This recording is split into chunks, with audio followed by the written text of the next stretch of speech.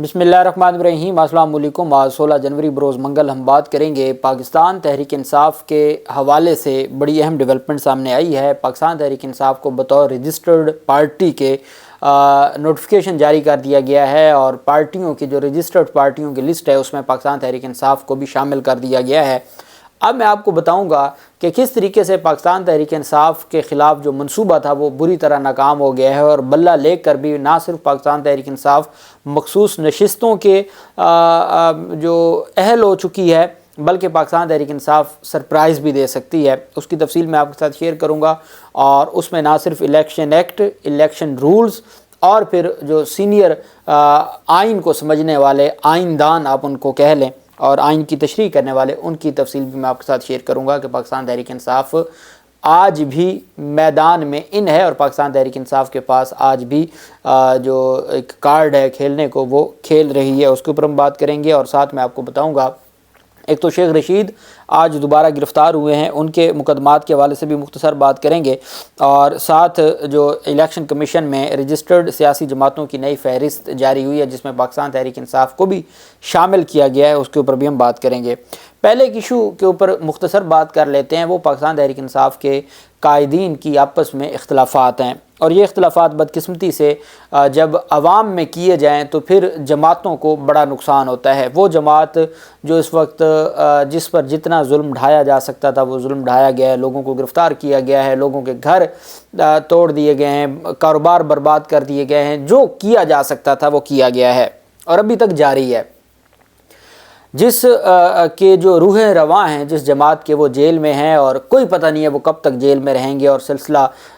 5 ججز at a time Adiala jail پہنچے ہوتے ہیں، اور روزانہ کی بنیاد پر سماعت ہوتی ہے، اور باقی تمام وہ کیسز چھوڑ کے صرف انہی کیسز کے اوپر روزانہ کی بنیادوں پر سماعتیں جاری ہیں، اور وہ ہر صورت عمران خان کو مزید مقدمات میں بھی سزا دینا چاہتے ہیں۔ یہ سارا سلسلہ اپنی جگہ پہ جاری ہے،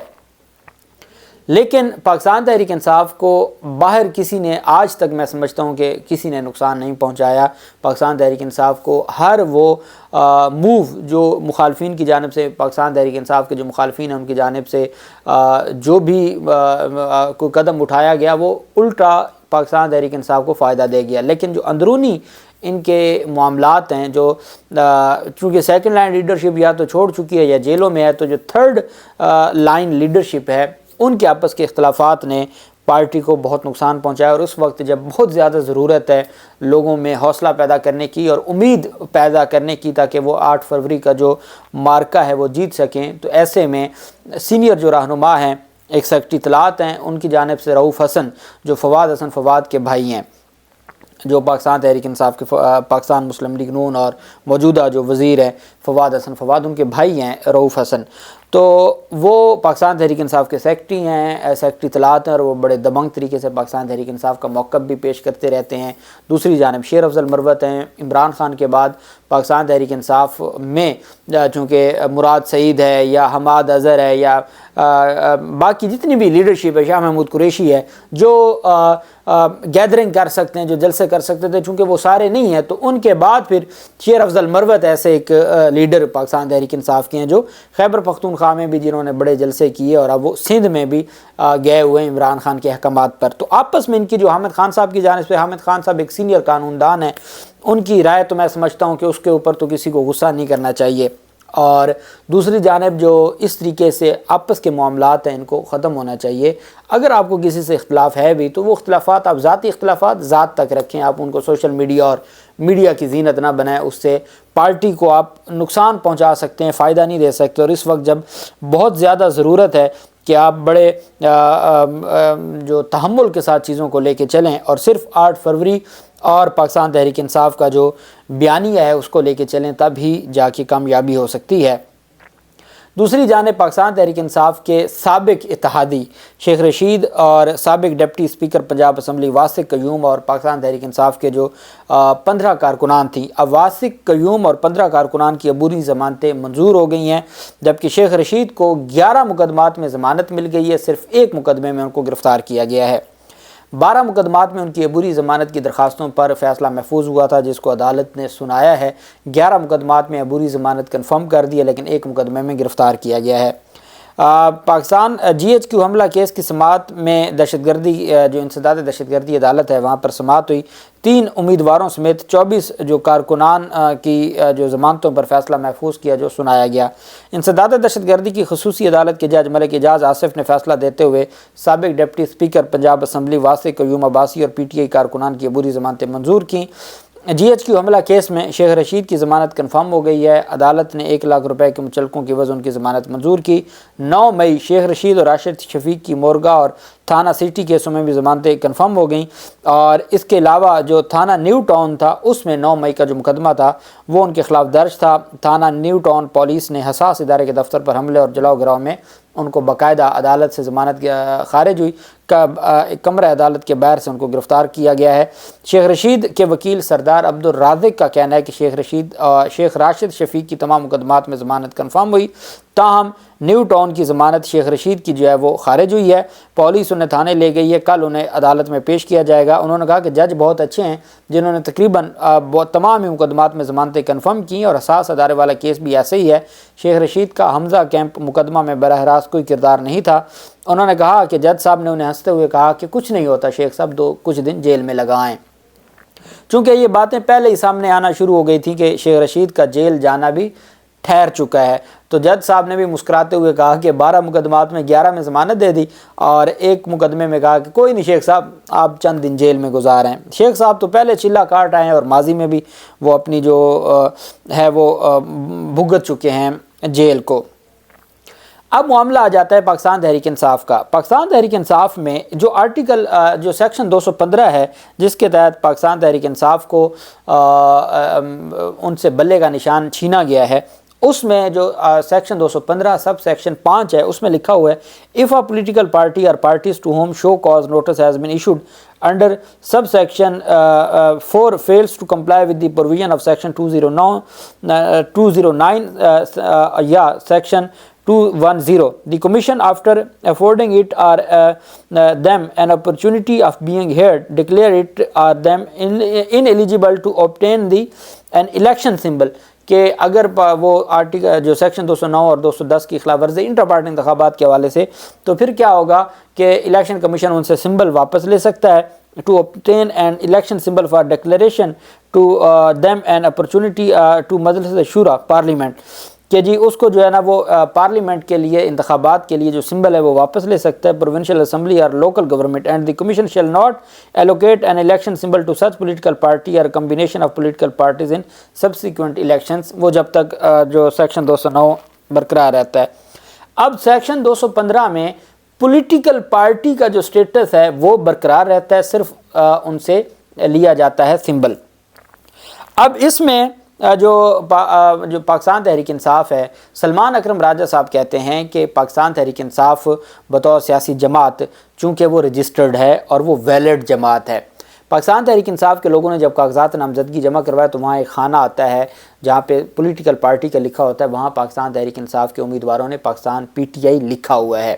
دوسری بات یہ ہے کہ پاکستان تحریک انصاف نے جو اپنا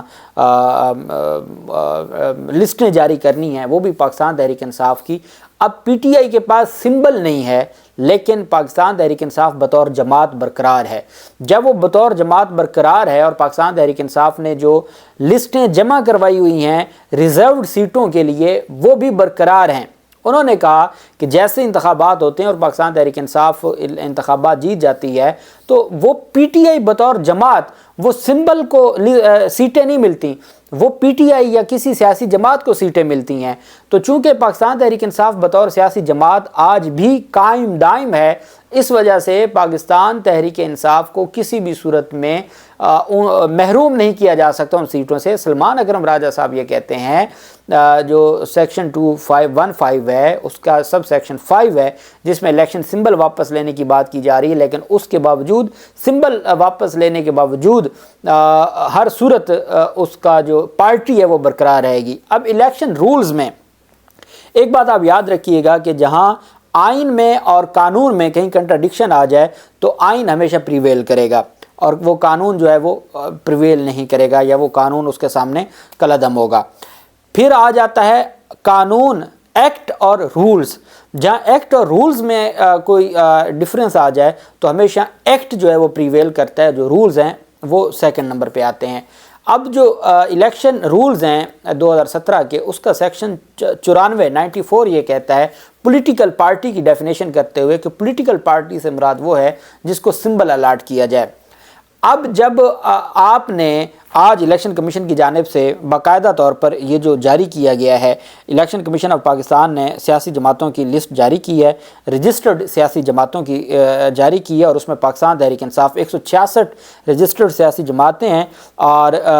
جو عدالت نے 13 سیاسی جماعتوں کو، الیکشن کمیشن نے 13 سیاسی جماعتوں کو ڈی لسٹ کر دیا گیا تھا الیکشن کمیشن کی جانب سے جو ڈی لسٹ کی گئیں ان میں، اور الیکشن کمیشن نے اپنے فیصلے میں پاکستان جو مختلف پارٹیز ہیں ان کو ڈی لسٹ کیا، لیکن پاکستان تحریک انصاف کو 166 رجسٹرڈ سیاسی جماعتوں میں شامل کیا گیا ہے۔ رجسٹرڈ سیاسی جماعتوں کی نئی فہرست جاری کی ہے جس میں پاکستان تحریک انصاف کا نام شامل ہے۔ جب الیکشن کمیشن نے پاکستان تحریک انصاف کو بطور رجسٹرڈ پولیٹیکل پارٹی جو لسٹ ہے رجسٹرڈ پارٹیز کی وہ جاری کر دی ہے، تو اس سے مراد یہ ہوا کہ پاکستان تحریک انصاف ایلیجیبل ہے ریزروڈ سیٹس کے لیے، چونکہ ریزروڈ سیٹس ملتی ہیں کسی بھی سیاسی جماعت کی جو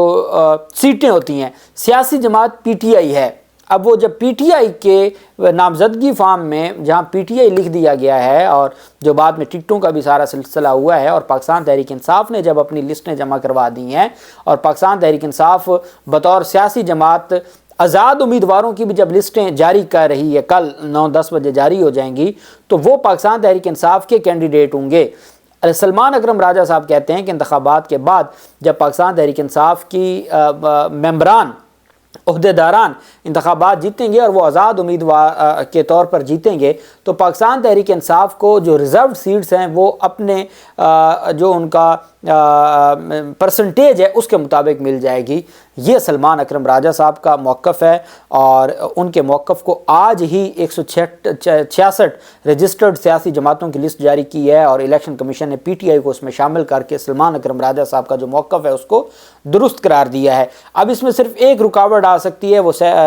رول 94 ہے الیکشن رولز کا، تو وہ میں سمجھتا ہوں کہ چونکہ ایکٹ میں ایسی کوئی کنڈیشن نہیں ہے، اور آرٹیکل 17 آئین پاکستان کا بڑا کلیئر ہے، اور پھر الیکشن کمیشن خود بطور رجسٹرڈ جماعت پاکستان تحریک انصاف کو لسٹ میں شامل کر چکا ہے، تو اس کے بعد کوئی ایف اینڈ بٹ نہیں رہتے، اور پاکستان تحریک انصاف مخصوص نشستوں کے لیے اب بلہ اس لیے لیا گیا تھا کہ اس میں مخصوص نشستیں، کیونکہ وہ تقریباً پورے پاکستان میں صوبائی یہ ساری ملا کے 25% بنتی ہیں، تو وہ پاکستان تحریک انصاف کو اس کا